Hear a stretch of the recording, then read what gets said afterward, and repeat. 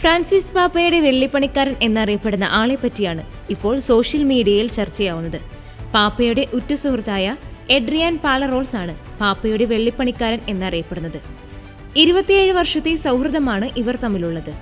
2015 Madison square ഗാർഡനിൽ നടന്ന ദിവ്യബലിയിൽ Francis മാർപ്പാപ്പ ഉപയോഗിച്ച കാസയും പിലാസയും 2022 സമാധാന മത്സരത്തിനുള്ള ട്രോഫിയും എഡ്രിയാൻ ഫ്രാൻസിസ് മാർപ്പാപ്പയ്ക്ക് സമ്മാനമായി നൽകിയതായിരുന്നു.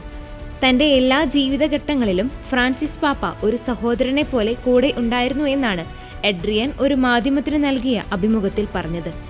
എഡ്രിയാന്റെ വിവാഹം ആശീർവദിച്ചു നൽകിയതും മക്കൾക്ക് മാമോദീസ നൽകിയതും ഫ്രാൻസിസ് പാപ്പയാണ്.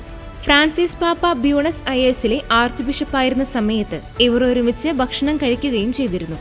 ആ സമയങ്ങളിൽ ദൈവശാസ്ത്രത്തെക്കുറിച്ചും കലയെക്കുറിച്ചും ചർച്ച ചെയ്തിരുന്നതായും എഡ്രിയാൻ പങ്കുവച്ചിരുന്നു.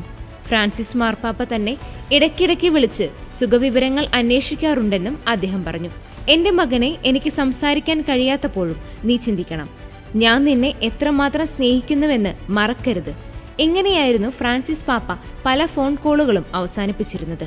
ഫ്രാൻസിസ് പാപ്പയുടെ അപ്രതീക്ഷിത വിയോഗത്തിലാണ് പാപ്പയുടെ ഉറ്റ സുഹൃത്തായ എഡ്രിയാൻ ഇത് വെളിപ്പെടുത്തിയത്.